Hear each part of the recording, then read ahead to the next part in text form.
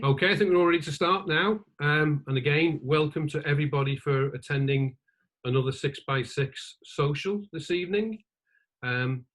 This evening we're delighted to have Steve Clarke, who's going to be hosting tonight's session. And obviously you probably realise that it's going to be us talking about influences and inspirations outside of photography. And for those who are joining us for the first time, 6x6 members are myself, Steve McCoy, Stephanie Wynne, Craig Easton, Adam Lee, Colin McPherson, and Tig Devlin. Now, Tig Devlin is taking a sabbatical from 6x6 because of work pressures, but will hopefully can rejoin us in the near future. So Steve Clarke is hosting, and again, just to repeat what Colin said, if anybody has any questions at all, if they can post them into the chat room, and we'll try and get through as many as we can at the end of the session. So Steve Clarke, we've all known Steve Clarke for quite a number of years, and Steve teaches contextual studies at Chester University, but also teaches on the photography degree programs there. He's a very keen photographer as well, and he's had several Cafarol books published, if you know that kind of imprint.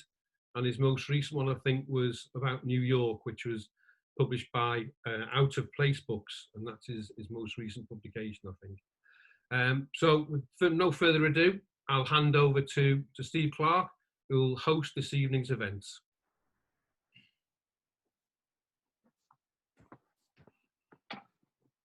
Right, I've unmuted myself. Is that okay, guys? Yeah, that's fine, right. Steve. Yeah, I'll explain. I've got some notes in front of me so that I can follow the path tonight with this. And I'll try not to go into lecturer mode and treat you like my students. The theme for tonight is trying to work out where the work that these people do comes from, what inspires them, and who or what has influenced them. Now, there's a kind of popular myth going around, I don't know if it's something that's come through the media, of the artist or the person who's creating something, whether it's either photographs or paintings or sculptures or novels, creative works, that the kind of work comes out of nowhere, that the person's uninfluenced, but it comes out of the unique personality. It's some kind of expression of genius, but it's original. So there's this necessity, almost seems, to be original. Why is this? Why does this exist? Is it egotistical? Is it just because lots of people have big heads and they want to promote themselves? Is it that these 5 people here, I know them very well, are they all big heads? Is it a reflection of them as an artist? Is it something to do with trying to present themselves? And if so, why should we be interested? Is it done for marketing purposes? And I think there's a strong one for marketing purposes. Lots of artists are presented as being unique because somebody is selling them, a gallery or some kind of institution is trying to sell them. Van Gogh is the prime case that they do that with. Maybe it's a strategy though. Maybe there's something clever about it. Maybe there's something to do with ambiguity, making the work that someone does have not an easy answer. So you don't necessarily give the influence, you don't give the full story, so that people have to pick it apart and work it out. And some people would say the work should speak for itself, and they're not going to reveal all the secrets of the trade. Maybe it's because they've got a lack of knowledge. Now, as a contextual studies lecturer, context is what interests me. It's the frame that exists around the pictures. So that's what we're looking at today. We're not looking at each individual person's body of work. We're looking at the frame around what they do as photographers and as people. It goes a little bit beyond that. Now, I've known 6x6 for quite a long time. They're good friends. They are really good friends. We've spent a lot of time together at events, professional events that we enjoy going to at Open Eye or Red Eye, and across the country as well, and in Wales, other countries as well. And it is a social thing. We meet afterwards in the pub and we have a good chat, a friendly chat. It's quite lively. We don't get drunk. We do actually discuss things. And it is that friendliness that existed before 6x6 existed. Then it was in the space at ropes and twines, sociable, easy, like a group of friends. The people I've known here, I've known for a long time. Maybe Steve and Steph are the people I've known for the longest. It's hard to say who I've known for the longest. Steph is going to talk about her influences and inspirations first. I would say that Steph has a very broad range of knowledge. You'll find this with all the people speaking tonight. But Steph brings to her interest in art. She's got a very good sound knowledge of art, and you'll see that from some of the things she talk about. Sociology comes into it. There's a social conscience. There is geography, and within that comes travel. Now I'm going to move over to Steph now so that she can do her presentation about her work. So over to you, Steph, to start the ball rolling, please. Right. Thank you, Steve. Can everybody hear me? Yep. Okay, great. So, Craig, do you want to put up the screen for us, please? I will do. So, this has been quite a difficult task, really, because I thought it's very difficult to try and think of specific influences after a lifetime of influences across all arts and literature. So to select three was quite difficult. And because of that, this first piece, do you want to show the first piece, please, Craig? That's it. This is a piece of work. It's a fresco by Benozzo Gozzoli. It was painted around 1459, and it covers 3 walls of the chapel in the Palazzo Medici Riccardi in Florence. And to me, it's a summation of my interest in architecture, history, and particularly in that early Renaissance style before Raphael. Do you want to show the next slide for me, Craig? Now, this slide is just sort of close-ups, really, of that huge panorama that's around the walls. It's the compression of perspective that I like, the stylizing of the natural forms, the detail, the flat light, you know, there's hardly any shadow, and it's that saturation of colour. And if you go to the next slide, please. What's really important to me, which is majorly important to me, is that it's a fresco. It's a panorama integral to the space and created for that space. You can go in and follow it round the walls. When you enter, there's a sense of awe and absolute overload. There's so much detail. There's so much to look at. It engages and it shows time, effort, and exceptional skill. To those of you who listened when Steve and I were talking about triangulation a few weeks ago, you may have heard how important it was that we wanted those triangulation prints to be large and printed on walls. I like to see them in a space so you can walk along them, so you're moving through something. I'm interested in work that is integral to a space or elevating a space, taking the 2-dimensional and elevating the 3-dimensional, or vice versa. I mean, I know some people may think this is a bit heretical. I have many, many books, and I love books, and I love beautiful photography books and have many. But that, to me, isn't how I like to experience photography. It isn't, to me, the best place to see pictures. The best place to see pictures for me is in a space. So if you want to move to the next slide for me, please, Craig. So this brings me on to the next piece of work I want to talk about, and it's by James Turrell. This idea of space and colour is very important to me. Turrell described his own work as installations of perceptual space. It was in 1993 that I went to the Hayward Gallery in London, and I spent the whole afternoon in there. I'd gone in and I'd never heard of Turrell, I'd never seen any of his work before, but I was absolutely bowled over by it. These photographs, unfortunately, don't do it justice. His use of light and colour at different levels of diffusion create an atmosphere in a space, and you can't always see where the floor ends and the walls start and the ceiling ends, and you're walking through something and you're never quite sure where you are within the space. It's so disorientating that it can actually affect how you breathe.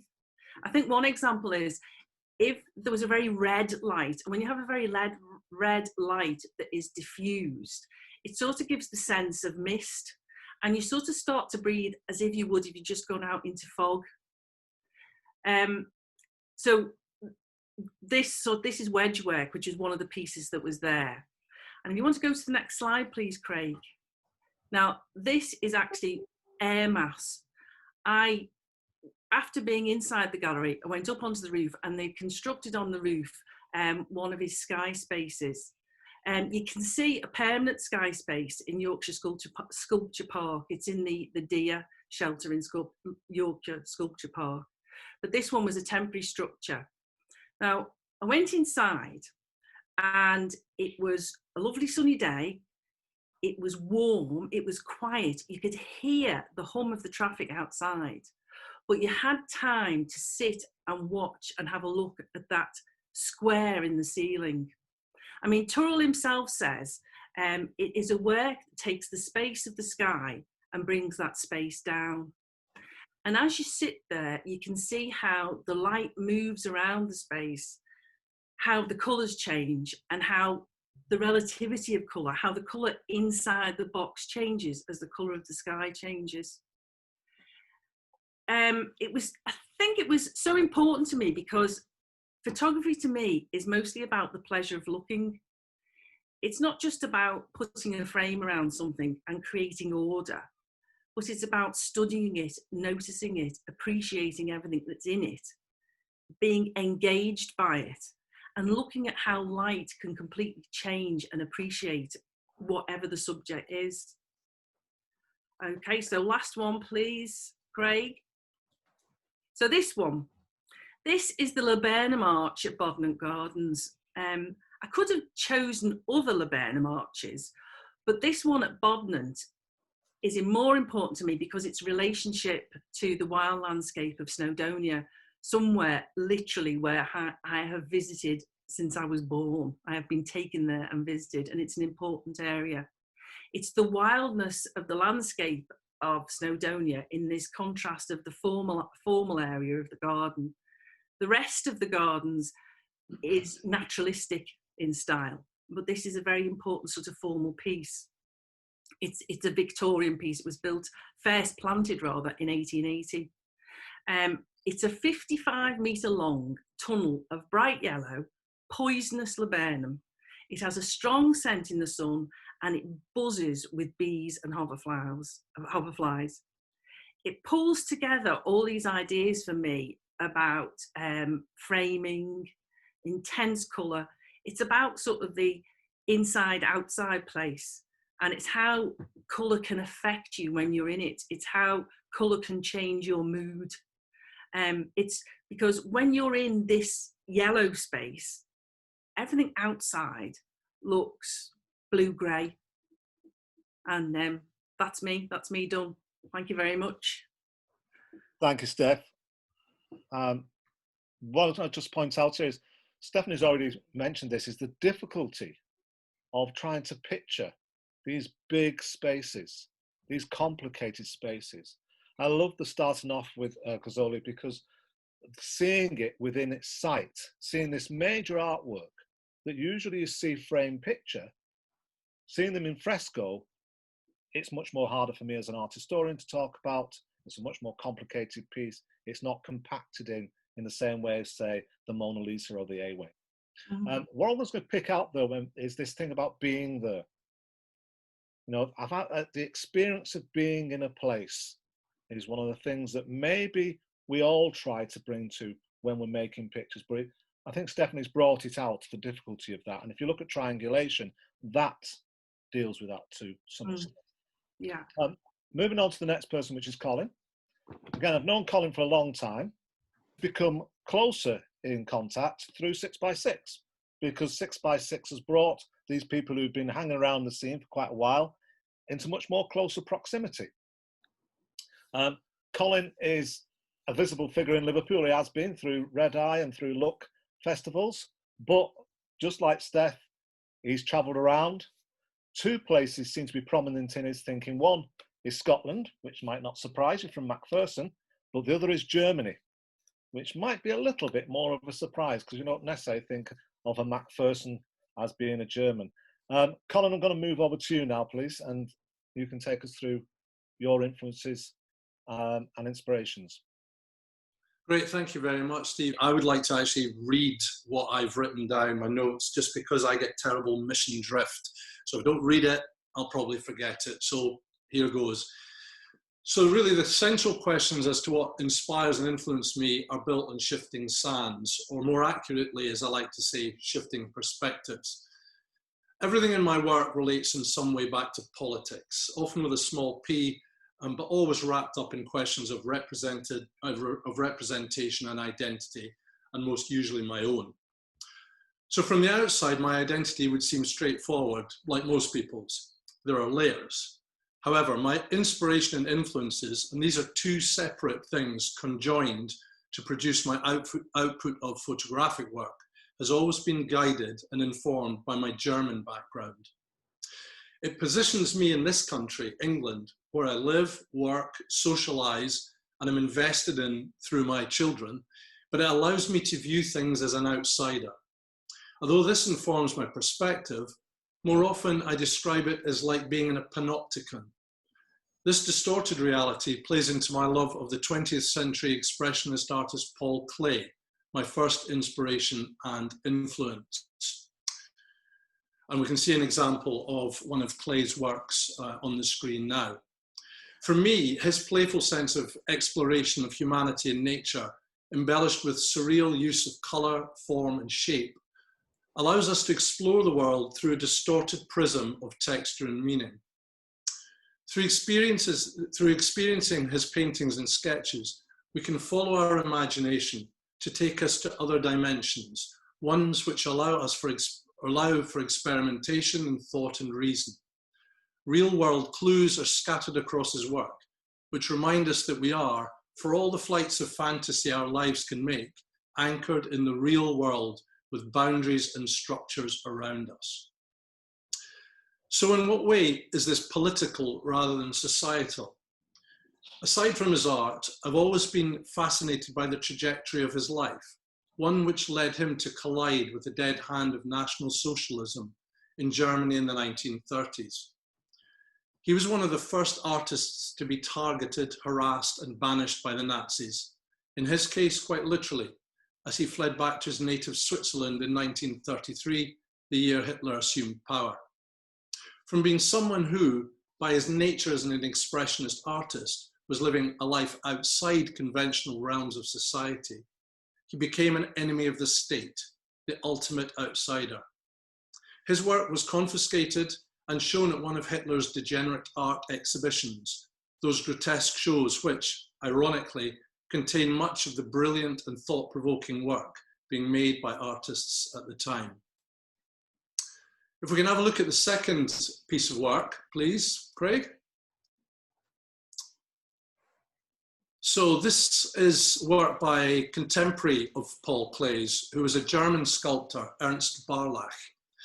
His canon of work included a meditative piece entitled Lesender Klosterschüler, somewhat clumsily translated to English as Monastery Student Reading, made in 1930, which has inspired and influenced me to think about the relationship between people and their moral dilemmas, many of which we face based on how we are positioned in society. Again, for me, his work talks about being on the outside, yet being able to express yourself in language that resonates with people or the society you're connected to. Barlach's work was often deeply religious in content, something that is contrary to my worldview. However, his work is rooted in universal themes and is uplifting and spiritual in tone. It can be viewed as iconography or idolatry. It is in fact the opposite.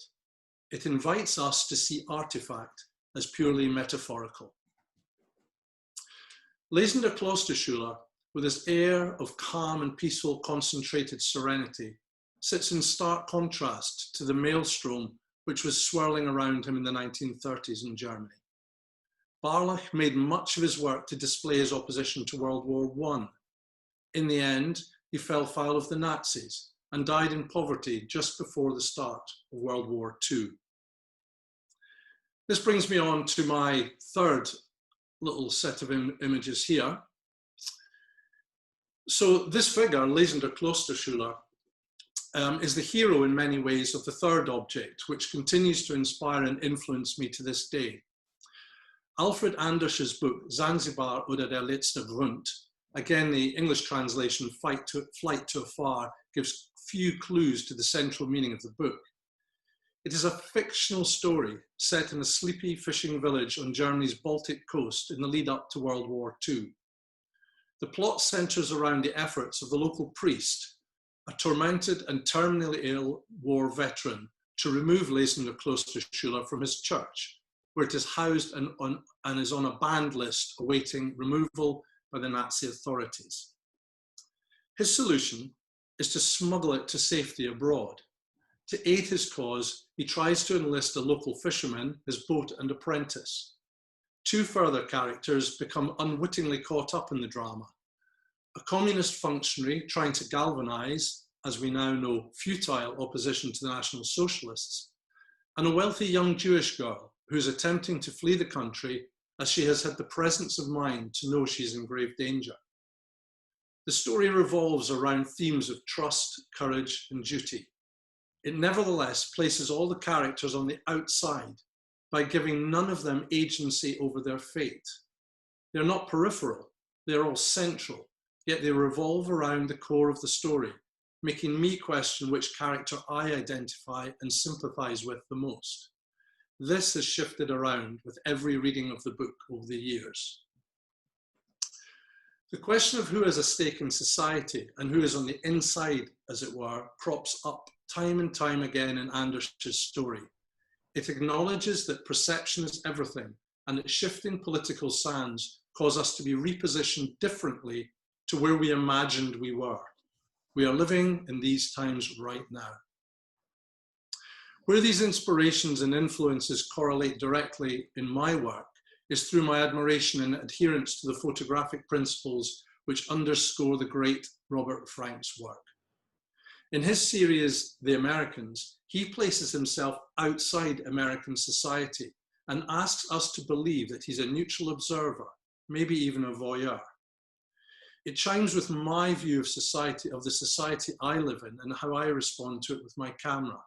His work has intimacy and validity of an insider, but he is that outsider.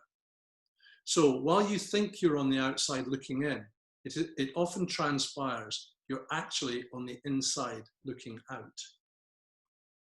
Thank you. Thank you, Colin. It's interesting though with Colin with those push and pull, and you can see it within, I thought the choice of the clay at the beginning emphasised that push and pull of various elements within pictures and within life. What I would like to emphasise is what you've spoken yourself there as the outsider and the viewpoint of the outsider, somebody who's slightly to one side, not necessarily completely outside of it. And again, it may be a viewing position within photographic practices. We've already talked about with Steph, the idea of being there and the experience of being there. And then with Colin, with that slightly askew position and looking in on something, being there, but slightly to one side, not totally out of it. The next person I'm going to introduce is to Adam Lee. Adam is a wonderful mix of all kinds of things. He's also the youngest of the group. What comes across with Adam is his great enthusiasm. He is such a vibrant and enthusiastic person.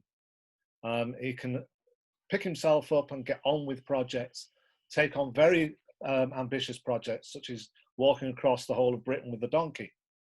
He's another displaced Scot, but he's also a displaced Southerner living in Liverpool.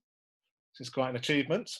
He comes from a cultural background. His mum and his dad and his sister have contributed significantly to culture industries, but that's not where Adam started off. He's a bit of the black sheep because his starting point was science. Although he's now involved with the culture industries, science was his first degree and his first interest. And I think from there, Adam, I can let you pick up to discuss how you've travelled. Great, thank you very much, Steve. Funny that you should say about science, as my first source of inspiration and influence stems from science. If we could have the next slide, please, Craig. Okay, so the first influence that I want to talk about is the Dune series of books by Frank Herbert. The first book, Dune, is perhaps the most well known, but for me, the most kind of inspirational, the most influential, were the fourth and fifth books, The God Emperor of Dune and The Heretics of Dune. I'm just going to read you this quote from The God Emperor of Dune and then just talk a little bit about why that was so inspirational for me. So, the formation of a biological community without a functioning, supportive social community leads to havoc. Whole worlds have become single biological communities without interrelated social structure, and this has always led to ruin. For me, one of the key themes that Frank Herbert explores throughout the series, but particularly in the two books that I've mentioned, is this idea of interdependency. And while I don't think that he kind of directly informed me about interdependency, he definitely contextualized some ideas that I've kind of had about that and allowed me to think about them in that terms of interdependence. So for instance, you know, I'm pretty left-wing. I would like to call myself a socialist, probably with a small s. And really for me, socialism is a kind of recognition of interdependence, you know, that we as people, as a society, the things we do in one place have an effect in another place. Again, as Steve mentioned, you know, I come from a science background. I studied zoology at university, which is originally what brought me to Liverpool. And while Dune kind of explores these interdependencies, it focuses a lot on kind of ideas around ecology, about how people interact with the planets that they live in, and about how kind of, one thing shapes another, which is very much about kind of how the biological world works. For me, more than anything, I think that good science fiction is really about our world and our societies. I think that really good science fiction is a way that we can examine how we live, and it kind of does that by setting certain variables taken from our world and then exploring what happens when you play with these and what the outcomes of that might be. And so really, I think that good science fiction is kind of very metaphorical. And I think that, like photography, the books by Frank Herbert, the Dune books, are really more than about the events that they show. They're vehicles for ideas and philosophies that can be conveyed in non-direct ways. And I think that really, for me, photography, art photography particularly, is about that. You know, images are not just what is in the image, but what those images can say about things. So yeah, I think that in terms of the interdependence, while I have never really set out directly to make a project about interdependence, it is a theme that runs through lots of work that I've done, such as the relationship between possessions and identity, or even, as Steve mentioned, you know, walking across Britain with a donkey, for me was really an exploration of Britishness and kind of how we are all interdependent within this island that we live on. Britishness really brings me on to my next example here, which is the cartoonist Carl Giles. Carl Giles was a cartoonist for the Daily Express and died in 1995. For me, Giles was probably the first visual art that I ever chose voluntarily to engage with. Strangely, in the bathroom at my grandmother's house, you had lots of these Giles annuals. I have some of these in my bathroom as well, and can highly recommend their perusal in that room. Really, from Giles, I learned a lot about British history. Much of the history that he writes about, that he shows, is history that happened before my life, before I was born, and quite often I discover things about British history retrospectively. So an example that I often think about is, I can remember from a very young age seeing a cartoon about Bernadette Devlin, having no idea who she was until about 6 months ago, where I heard her interviewed on a podcast, and suddenly these pieces fitted together. And it was just a very kind of lovely realization that this thing that I had engaged in all my life suddenly was connecting. One of the things that I love about Giles is that he explores a lot of themes and motifs of kind of British stereotypes, things like bureaucracy, like we can see in this image, jobs worth, and kind of family life as well. And I find that that is very easy to identify with in a very kind of humorous, light-hearted way. I think one of the things I also learned a lot from Giles is a good, healthy level of cynicism. Yeah, if you go to the next slide, please, Craig. Next slide, please, Craig.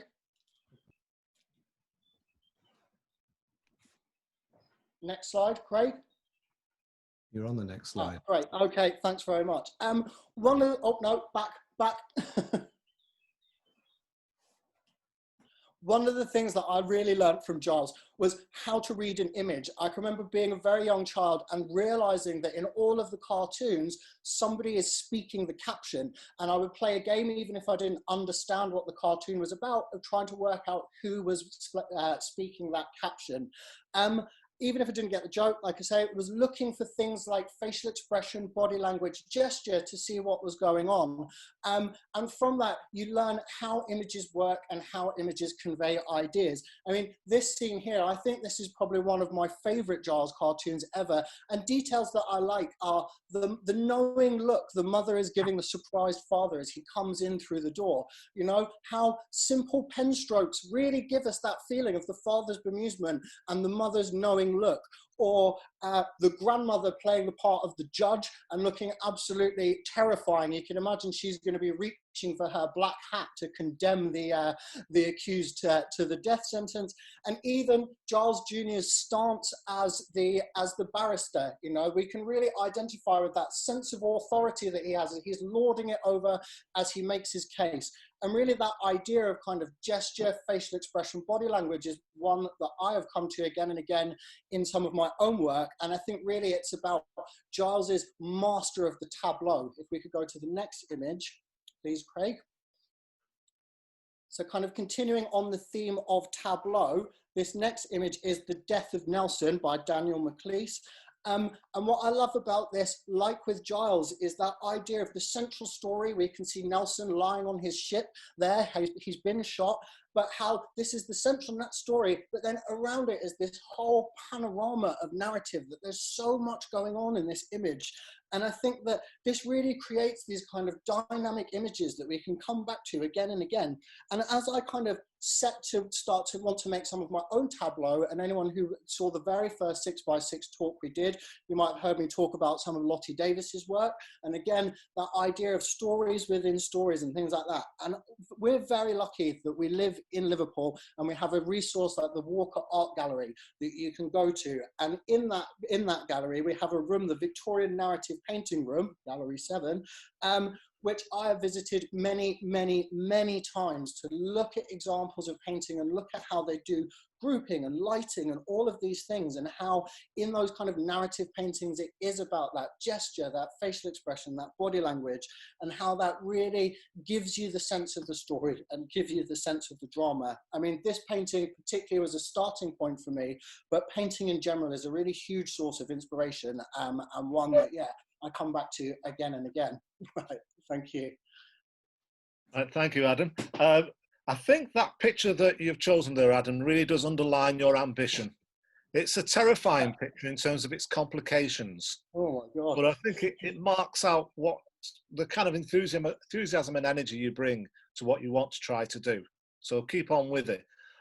What comes across with Adam's, I think, for what I'd like to stress, is this thing about organisational. He starts off with the science side of things. A scientific approach is organisational. It classifies, tries to structure.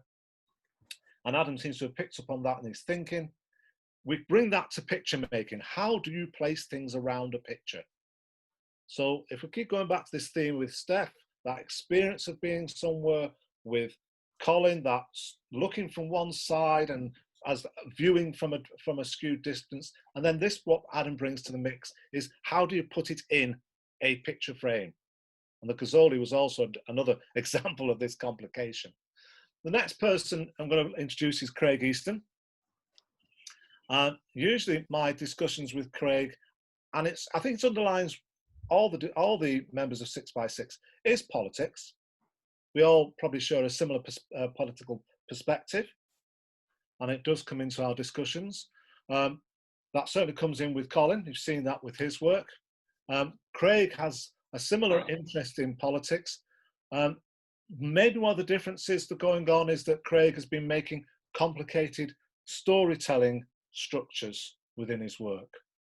So I'm going to move over now to Colin to talk about how the politics and the storytelling come together. I'd also just want to point out is that we do keep having discussion about the nature of art, don't we, Craig, and its uses. So over to you, Craig. We do, Steve, and I think I still disagree with you on many issues, but that's another one for the pub, I think. So I'm going to talk specifically just about two things tonight that have inspired and influenced me, and like the others, I mean, I could have picked any number of pieces of art or literature or physical landscapes, especially if we're talking about specific projects. Those of you who did come to the first 6x6 group show at Ropes and Twines may remember a piece of work that I showed there called The Famine Road. And that was presented alongside a poem by Evan Boland. So in my work, I'm quite often using work side by side. And sort of inspiration and influence comes out of the course of research for specific projects. And indeed, many of those projects are born out of reading or piece of music or something I'm thinking about. You know, I talked in the Fisher Women presentation about Neil Gunn's novel Silver Darlings and Winslow Homer paintings. But I'm going to talk specifically tonight about work that influences me overall rather than specifically for a project. And the first piece I've picked is Guernica. And not only because when you stand in front of it, it absolutely knocks you sideways, this piece. It's, you know, it's so powerful and so full of rage. And it's massive, of course. I mean, this is like 30 feet wide. It takes up the whole wall in a room. And it was painted at the height of the Spanish Civil War whilst Picasso was in Paris. And it was painted in the space of just a few weeks. And to me, it's an absolute outpouring of rage and anger at what Picasso saw happening in his native Spain.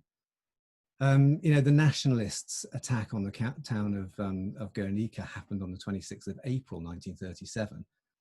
And this painting was unveiled at the Spanish Pavilion at the Paris Expo in late May or early June. I mean, this is almost journalism. You know, and so the reason I've picked it is because of that, really. It opened up for me the question of what is the proper subject of art. And now I'm not saying that all art needs to be, you know, political or polemical or documentary or journalistic, but for me, you know, as a documentary photographer, I'm a great believer that real life and politics and social concerns are absolutely a legitimate subject for both photography and for art. You know, and as Steve says, we've discussed this long and hard, and, you know, and there's the debate has, you know, gone on forever between the true subject of photography. Is it an exploration of the meaning of photography? Or is it those who say, no, it's a tool for communication to explore subject matter? And now the two aren't, you know, they're not mutually exclusive, of course. We can have a range of views on that. In fact, amongst the six of us, we've got a range of views on that. And I mean, I dare say I've probably got a range of views on that myself. But you know, in the end, I unapologetically fall into the subject matter camp. I'd be with Paul Strand over Alfred Stieglitz. You know, the two of them fell out over exactly this debate. And so that's why I picked Guernica, really. I've always had an issue with Marshall McLuhan's famous quote, "The medium is the message." You know, in fact, I think he's got an awful lot to answer for, that guy, because for me, the subject is always more important than the picture. And the picture exists in the service of the subject and not vice versa. So that's the first piece. The second piece really is music, but music generally, I suppose, but in particular, the music that we listened to as teenagers.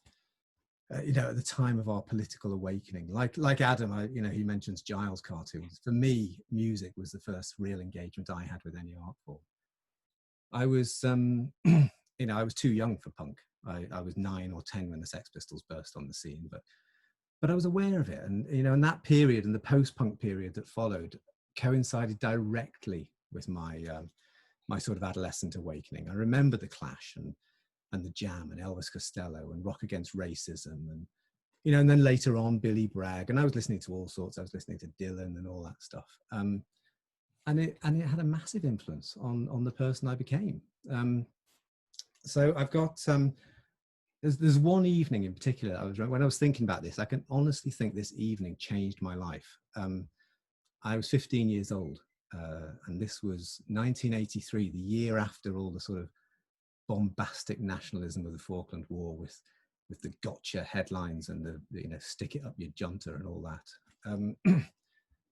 And I don't come from a very political or a very questioning family, but I knew it was wrong. I felt in my heart that this coverage had been problematic, to say the least.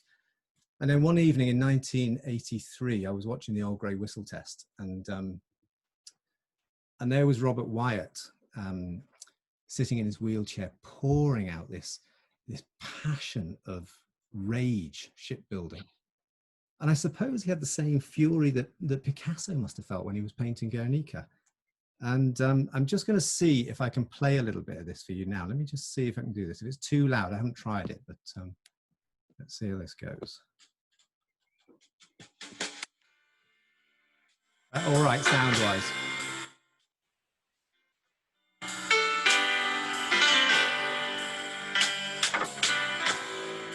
Is it worth it?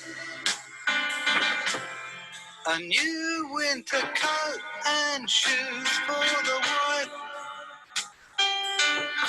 and a bicycle on the boy's birthday. It's just a rumour that was spread around town by the women and children. Soon we'll be shipbuilding. Okay, I'm not going to play the whole thing, but I will put a link up to that YouTube thing in the chat afterwards. But the reason I picked that, and it still sends a shiver up my spine when I hear that song now. But Elvis Costello himself said that it's the best lyric he's ever written, and that combined with this kind of beautiful and soulful melody was. It's like a switch going on in my head. For me, it speaks so strongly of the power of popular culture, and one of those big things that I took away from that, I suppose, is the way that important subjects can be addressed and questions asked in a manner that engages people. How beauty, in this case, the melody of a pop song, can be used to carry meaning and explore weighty issues. It's about finding a way to get through to people. And that's something that's always stayed with me. Almost from that moment on, I think I've been engaged with politics and current affairs and social concerns because of the music I listened to as a teenager.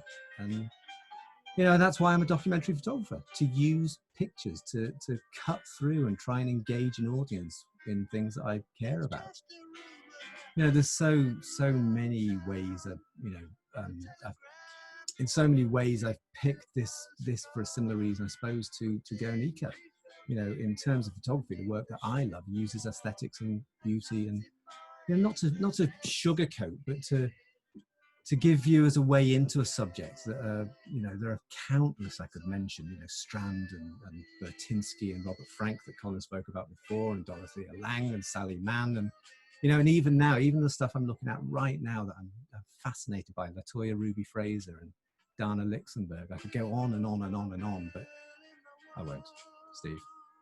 Thanks, Craig. That touches on an ongoing discussion me and Craig keep having, which is the nature of art and the nature of documentary. Art seems to be sometimes a little bit self-indulgent. Documentary sometimes seems to be a little bit too straightforward, perhaps. It's encapsulated with a quote from one of my ex-students a long time ago. This young lad said to me, he said, "Why do people who say to me that they make their art for themselves then show it to me?" It's a really good point. What are you giving to this audience that comes to your work? Is it just you doing your own thing for yourself, not really for anybody else? And if that's the case, maybe there's a good case for questioning the indulgence of art. Craig goes on to emphasize the need to communicate. That's one of his key words here. And it's worth putting it into the mix of what we've looked at already in the nature of making pictures. It's communicating the subject matter. There's something to be said. So thank you, Craig, for that. I'm going to move on to the last speaker tonight, and that's the naughty boy of the group. Well, I like to think of him as the naughty boy, which is Steve McCoy. And Steve McCoy always likes to bring a bit of humour into our discussions. He always punctures our discussion with that little bit of humour, maybe to diffuse our argument so that we don't take ourselves too seriously. Steve, you'll see it within any of his work that he brings to his work, that little bit of sense of humour, that little bit of oddity to the pictures he's made. So over to Steve now to talk about his influences. Okay, thank you, Stephen. No pressure then. I'm going to be deadly serious. There's going to be lots of, you know, very difficult photographs to look at. No, honestly, I did find this task quite difficult, I think, in common with, you know, other members of the group, really. Because obviously a lot of my direct influences and inspirations are other photographers and bodies of work. But indirect influences, I guess, are what this discussion is about. Perhaps those things that affected our personalities that in turn affected who we are, what we are, and why we photograph. But even so, just choosing a few influences out of a lifetime of change and transition was very difficult. So I've just chosen 3 influences that I suppose are symbolic of many other influences and inspirations. And I guess, like each of us, if we were to do this talk tomorrow, we might choose very different things. But the very first example I'd like to talk about, and if Craig could put the slide up, is the Marx Brothers, and especially the kind of early, what are known as the animal films, before they became very popular, and their films became sort of big production musical numbers. These films and the antics of the Marx Brothers symbolise to me really kind of irreverent, anarchic humour, and they take every kind of opportunity of bringing down the establishment, people with pretensions and inflated posturing.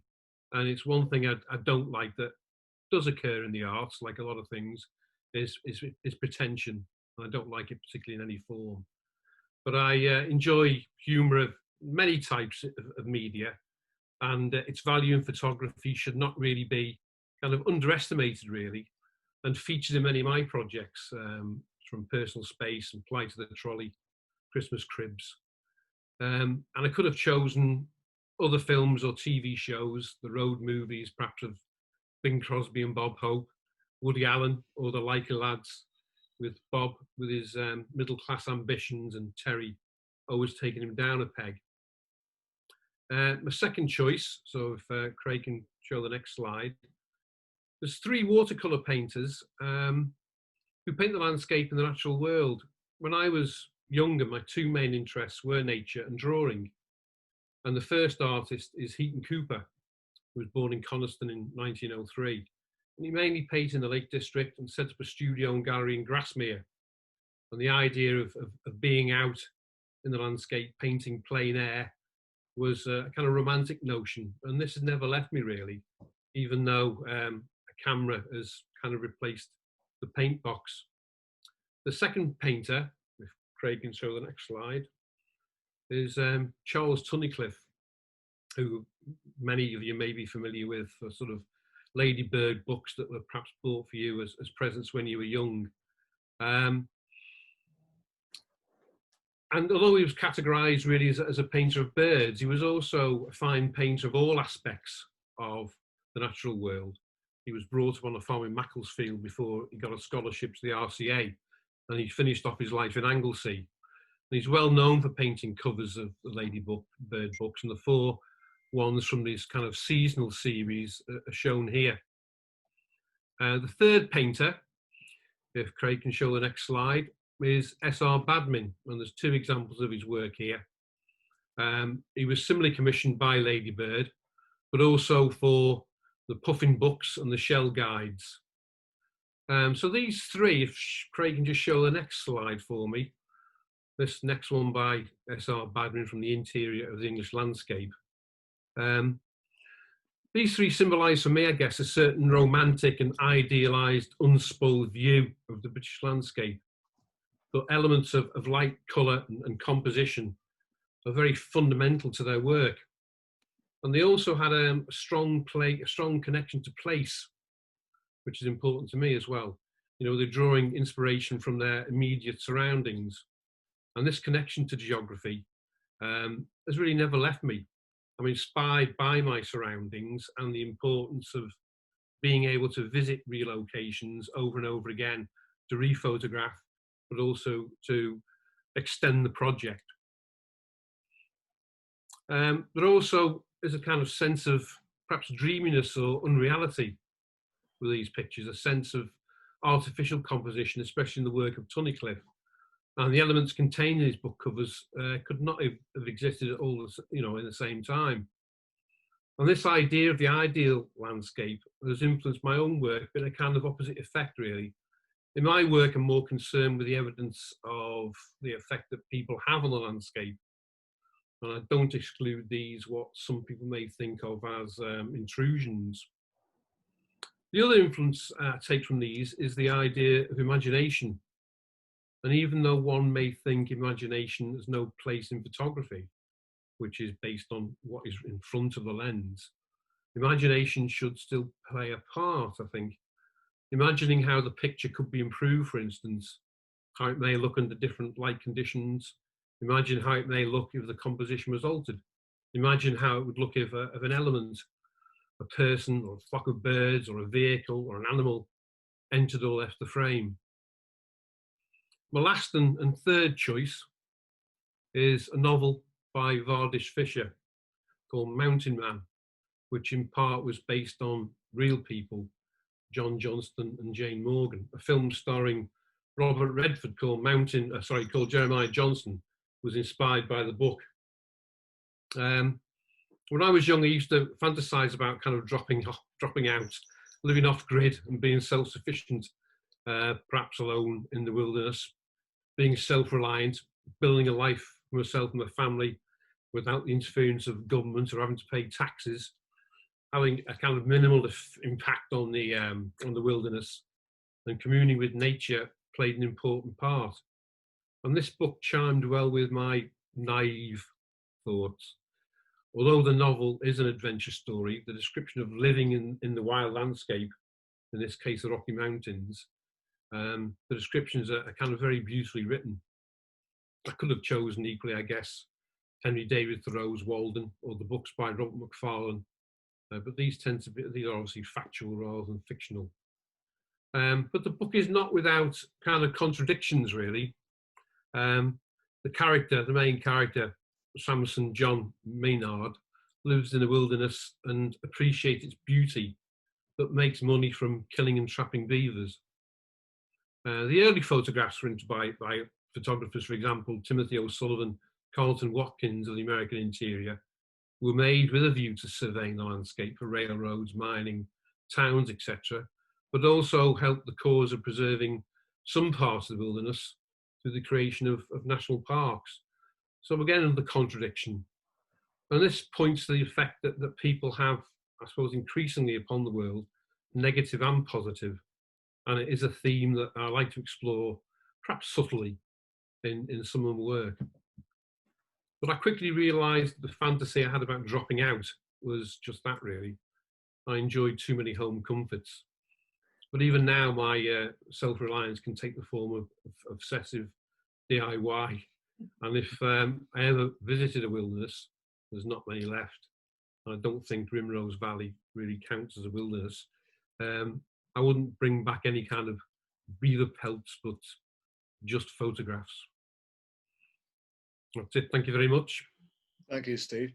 What then comes across with Steve is that whatever viewpoint we have is constructed and perhaps idealized in one way or another.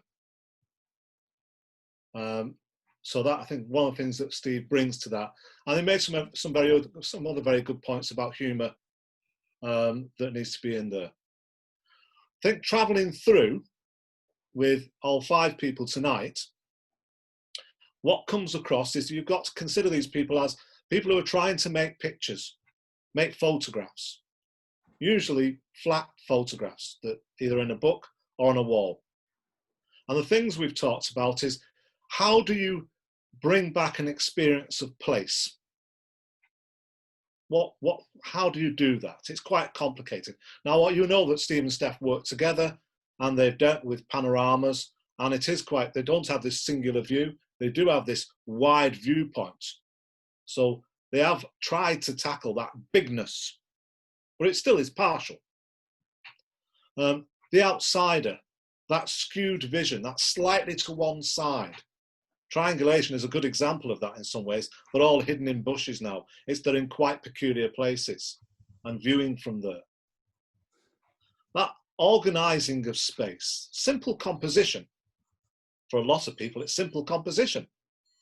Adam, of course, showed big ambition with this, where he might want to go with compositions, and he mentions tableau.